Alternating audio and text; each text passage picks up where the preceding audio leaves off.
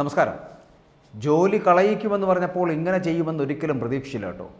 പാവപ്പെട്ടവൻ്റെ കഞ്ഞിയിൽ ഇങ്ങനെ പാറ്റയിടുന്ന ഒരു സംവിധാനം ഉണ്ടാക്കിയെടുക്കുന്ന ഒരു മേയർ എന്തിനാണ്?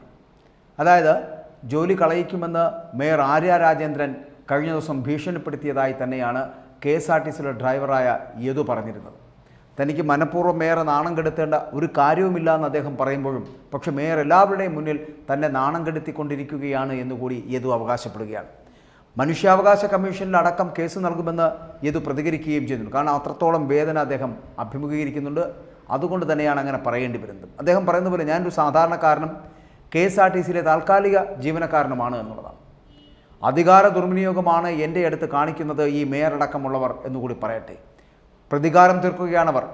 എനിക്കെതിരെ പഴയ കേസ് നിലവിലുണ്ട് എന്നൊക്കെ പറയുന്നത് പോലും വെറുതെയാണ് എന്ന് പറയാതിരിക്കാൻ കഴിയുന്നില്ല കേട്ടോ. അങ്ങനെ ഒരു കേസും എൻ്റെ പേരിലില്ല. ഈ കേസിൽ ഞാൻ കോടതിയിൽ പോവുകയും എൻ്റെ ഭാഗത്ത് തെറ്റില്ല എന്ന് തെളിയിക്കുകയും ചെയ്യുമെന്ന് യദു തറപ്പിച്ച് പറയുന്നുണ്ട്. കുറച്ച് ദിവസത്തേക്ക് ഡ്യൂട്ടിക്ക് കയറണ്ട എന്നാണ് കഴിഞ്ഞ ദിവസം ഓഫീസിൽ നിന്നും യദുവിനെ അറിയിക്കുകയും ചെയ്തത്. അങ്ങനെ അദ്ദേഹത്തിൻ്റെ ജോലി തെറിച്ചു. തൻ്റെ ആകെയുള്ള വരുമാന മാർഗമായിരുന്നു ഇത് എന്നും 715 രൂപയാണ് ഒരു ദിവസത്തെ ശമ്പളമെന്നും അദ്ദേഹം പറയുകയാണ്. സാധാരണ കൂലിപ്പണിക്കാരന് 1000 രൂപ കിട്ടും. ഇതുപോലുള്ള ചീത്തവിളികൾ കേട്ട് വണ്ടി ഓടിയാൽ കിട്ടുന്ന ശമ്പളമാണ് 715 രൂപ എന്ന് പറയപ്പെടുന്നത്. നിൻ്റെ അപ്പൻ്റെ വകയാണോ റോഡ് എന്നാണ് എന്നോട് ഈ മേയറോടൊപ്പമുണ്ടായിരുന്നവർ ചോദിച്ചത് എന്ന് പറയുന്നു. എനിക്ക് മനഃപൂർവ്വം മേയർ നാണം കെടുത്തേണ്ട കാര്യമില്ലല്ലോ. പക്ഷേ മേയർ എല്ലാവരുടെയും മുന്നിൽ ഇങ്ങനെ എന്നെ നാണം കെടുത്തിക്കൊണ്ടിരിക്കുകയാണ് എന്ന് യദു പറയുകയും ചെയ്യുന്നു. അദ്ദേഹം കേസ് കൊടുത്തിട്ടുണ്ട്. മനുഷ്യാവകാശ കമ്മീഷനിലടക്കം കേസ് കൊടുക്കേണ്ട ഒരു സ്ഥിതിവിശേഷം ഉണ്ടായിരിക്കുന്നു. സർക്കാർ വാഹനം തടഞ്ഞതിന് സാധാരണക്കാരനായിരുന്നുവെങ്കിൽ ഇപ്പോൾ ഇവിടെ എന്തെല്ലാം കേസായനെ ഒന്ന് ആലോചിച്ച് നോക്കി. ഇതിപ്പോൾ അങ്ങനെയല്ല. തൻ്റെ ഭാഗത്താണ് ന്യായമെന്ന് പ്രചരിക്കുന്ന വീഡിയോകളിലൊക്കെ എല്ലാം വളരെ വ്യക്തമായി കാണുന്നുണ്ട് എന്നുകൂടി മറന്നു പോകരുത്. തീവ്രവാദികളെ കൊണ്ടുപോകുന്നത് പോലെയാണ് പോലീസ് യദു എന്ന് പറയപ്പെടുന്ന ഡ്രൈവറെ കൊണ്ടുപോയത്. വണ്ടി ഒതുക്കിയിടാൻ പോലും സമ്മതിക്കാതെ തൻ്റെ ജോലി കളയിക്കുമെന്ന് അന്ന് മാഡം വാശി പിടിക്കുകയും ചെയ്തിരുന്നു. അത് ഇന്ന് സംഭവിക്കുകയും ചെയ്തിരിക്കുന്നു. കാറിന് സൈഡ് നൽകാതെ ഓടിച്ചു എന്നും അശ്ലീലാംഗം കാട്ടിയെന്നുമൊക്കെ ആംഗ്യം കാട്ടിയെന്നൊക്കെ ആരോപിച്ചുകൊണ്ടാണ് KSRTC സൂപ്പർ ഫാസ്റ്റിനെ തടഞ്ഞു നിർത്തിയതിനെ തുടർന്ന് മേയർ ആര്യ രാജേന്ദ്രനും ഡ്രൈവറുമായിട്ട് നടു റോഡിൽ വാക്കേറ്റമുണ്ടായത് എല്ലാവരും കണ്ടതാണ്. ഒപ്പം ഭർത്താവും MLAയുമായിട്ടുള്ള സച്ചിൻ ദേവിനും കുടുംബത്തിനും ഒപ്പം സഞ്ചരിച്ച സ്വകാര്യ കാറാണ് തിരുവനന്തപുരത്ത് പാളയത്തുള്ള സാഫല്യം കോംപ്ലക്സിന് മുന്നിലെ സിഗ്നലിൽ വേഗത കുറച്ചപ്പോൾ കുറുകെയിട്ട് തടഞ്ഞു നിർത്തിയത് എന്നുള്ളതാണ്. ഈ പോയ കഴിഞ്ഞ ശനിയാഴ്ച രാത്രി 10 മണിക്കായിരുന്നു ഈ സംഭവം നടന്നത്. അപ്പോൾ ഈ തമ്പാനൂർ ഡിപ്പോയിലെ താൽക്കാലിക ഡ്രൈവറാണ് യദു എന്ന് പറയപ്പെടുന്ന ഈ ചെറുപ്പക്കാരൻ.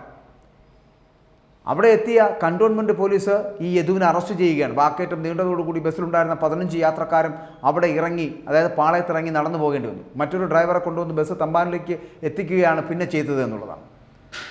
ഭർത്താവിനെ കൂടാതെ സഹോദരനും സഹോദര ഭാര്യയുമടക്കം മേയർക്കൊപ്പം വന്ന് കാറിലുണ്ടായിരുന്നു എന്നുള്ളതാണ്.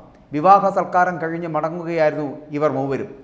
പട്ടം മുതൽ കാറിന് സൈഡ് കൊടുക്കുന്നില്ല എന്നുള്ളതാണ് പരാതി. പിന്നീട് ബസ് ഒതുക്കിയതോടുകൂടി കടന്നു പോവുകയും ചെയ്തു. എന്നാൽ അമിത വേഗത്തിൽ പിന്നാലെ എത്തിയ ബസ് കാറിനെ ഇടിക്കാൻ ശ്രമിച്ചു എന്നും ഈ ഡ്രൈവറായിട്ടുള്ള യദു പറയുന്നുണ്ട്. ഡ്രൈവർ ഒപ്പം തന്നെ അശ്ലീല ആംഗ്യം കാണിച്ചു എന്നാണ് മേയർ പരാതിയായിട്ട് പറഞ്ഞത്. ഈ ബസ്സിനെ പിന്തുടരുകയായിരുന്നു. അതിനുശേഷം മേയറും MLAയും കാറിൽ നിന്ന് ചാടി ഇറങ്ങുന്നു. തങ്ങൾ ആരാണ് എന്ന് അവിടെ വെച്ച് പറയുകയാണ്. ഞാൻ MLA ആണ്, ഞാൻ മേയറാണ് എന്നൊക്കെ പറയുകയാണ്. ഡ്രൈവറുടെ ഡോർ വലിച്ചു തുറന്നുകൊണ്ടാണ് മേയർ സംസാരിക്കുന്നത്.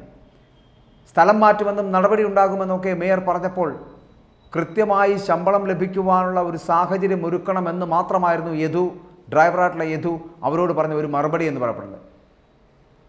മേയർ അപ്പോൾ തന്നെ DCP അറിയിച്ചതിനെ തുടർന്ന് എന്ത് സംഭവിച്ചു എന്ന് വെച്ചാൽ തുടർന്ന് പോലീസ് അവിടെ സ്ഥലത്തെത്തിച്ചേരുകയാണ്, പാളയത്തേക്ക് എത്തിച്ചേരുന്നു. മന്ത്രി KB ഗണേഷ് കുമാറിനെയും ഈ വിവരം അറിയിച്ചു. സ്ത്രീകൾക്കെതിരെ ലൈംഗിക ചുവയോടുള്ള അധിക്ഷേപം എന്ന വകുപ്പ് ചുമത്തിയാണ് ഡ്രൈവർക്കെതിരെ കേസെടുത്തിരിക്കുന്നത്. നമുക്കറിയാമല്ലോ, കഴിഞ്ഞ ദിവസം രാവിലെ ഇദ്ദേഹത്തിൻ്റെ ജാമ്യത്തിൽ വിടുകയുണ്ടായി. പക്ഷേ അദ്ദേഹത്തെ അസഭ്യം വിളിച്ചുവെന്നും കയ്യേറ്റം ചെയ്യാൻ ശ്രമിച്ചുവെന്നുള്ള ഡ്രൈവറുടെ പരാതി ഉണ്ടായിരുന്നു. പക്ഷേ ആ ഡ്രൈവറുടെ പരാതിയിൽ എന്തുകൊണ്ട് കേസെടുത്തില്ല? അതെന്തുകൊണ്ടാണ് എടുക്കാൻ കഴിയാതായി പോകുന്നത്? ഒപ്പം തന്നെ ദൃശ്യം പകർത്തിക്കൊണ്ടുവന്ന് തടയുകയാണ്. വാക്കേറ്റം യാത്രക്കാരിൽ ഒരാൾ ഇങ്ങനെ മൊബൈലിൽ ആ വാക്കേറ്റമൊക്കെ ഇങ്ങനെ മൊബൈൽ പകർത്തിക്കൊണ്ടിരുമ്പോൾ അത് മേയർ തടയുന്നു. ഡിലീറ്റ് ചെയ്യാൻ ആവശ്യപ്പെട്ടു. ഒപ്പം തന്നെ MLA സച്ചിൻ ദേവ് ഉൾപ്പെടെയുള്ളവർ ബസ്സിൽ കയറി ഈ ദൃശ്യം ഡിലീറ്റ് ചെയ്യാൻ ആവശ്യപ്പെടുന്നതാണ് ഇപ്പോൾ പ്രചരിച്ചുകൊണ്ടിരിക്കുന്ന ദൃശ്യങ്ങളിലൊന്ന്. വ്യാപകമായി അത് വൈറലായിക്കൊണ്ടിരിക്കുകയാണ്. ഒരു മേയറും ഒരു MLAയ്ക്കും ഒക്കെ ഇത്തരത്തിലുള്ള അധികാരങ്ങളുണ്ടോ എന്ന് വെച്ചാൽ ആ അധികാരത്തിൻ്റെ ഉപയോഗിച്ച് സാധാരണക്കാരൻ്റെ നെഞ്ചിൽ കയറി ഇങ്ങനെ പൊങ്കാലയിടേണ്ട ആവശ്യമുണ്ടോ? ഇങ്ങനെയാണോ ഒരു മേയറും ജനപ്രതിനിധിയും ഒക്കെ കാണിക്കേണ്ടത്?